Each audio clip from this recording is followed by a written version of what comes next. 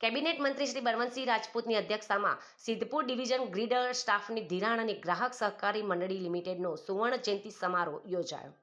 સભાસદોની સેવાકીય પ્રવૃત્તિઓને બિરદાવી તેમાંથી પ્રેરણા લેવા અપીલ કરતા મંત્રી શ્રી બળવંતસિંહ રાજપૂત.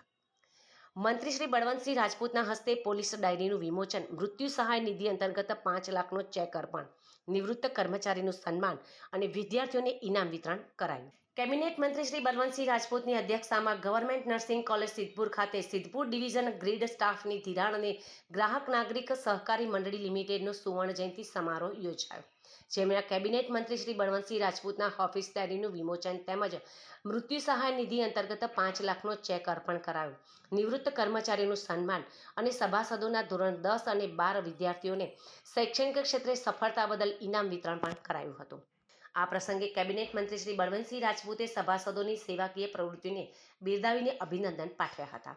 તેમાંથી પ્રેરણા લઈ સમાજના હિતમાં આવા સેવાકીય કાર્યો કરવા તેમણે અપીલ કરી હતી. તેમણે કહ્યું કે એક જમાનો હતો, ભારત દેશ સોનાની ચીડિયા કહેવાતો હતો. વિશ્વનો 25% વેપાર ભારતમાં થતો હતો. આજે સ્થિતિ બદલાઈ ગઈ છે. પ્રધાનમંત્રી શ્રી નરેન્દ્રભાઈ મોદીના નેતૃત્વમાં આજે આપણો વિશ્વગુરુ બનવા જઈ રહ્યા છીએ. 140 કરોડ લોકો આત્મનિર્ભર બને એવા પ્રયાસો થઈ રહ્યા છે. પ્રધાનમંત્રી શ્રી નરેન્દ્રભાઈ મોદીએ અલગથી સહકાર વિભાગ ઊભો કરી તેના દ્વારા અનેક ક્ષેત્રે પ્રગતિ કરી શકાય તે વ્યવસ્થા પણ ઊભી કરી છે. મુખ્યમંત્રી શ્રી ભૂપેન્દ્રભાઈ પટેલના નેતૃત્વમાં ગુજરાત દેશનું રોલ મોડેલ બન્યું છે. વિશ્વની સૌથી મોટી 100 કંપનીઓ ગુજરાતમાં છે. વિકસિત ભારતનો નકશો તૈયાર છે, ત્યારે વિકસિત ગુજરાતમાં સૌના સાથ અને યોગદાન માટે મંત્રીશ્રીએ આહવાન કર્યું હતું.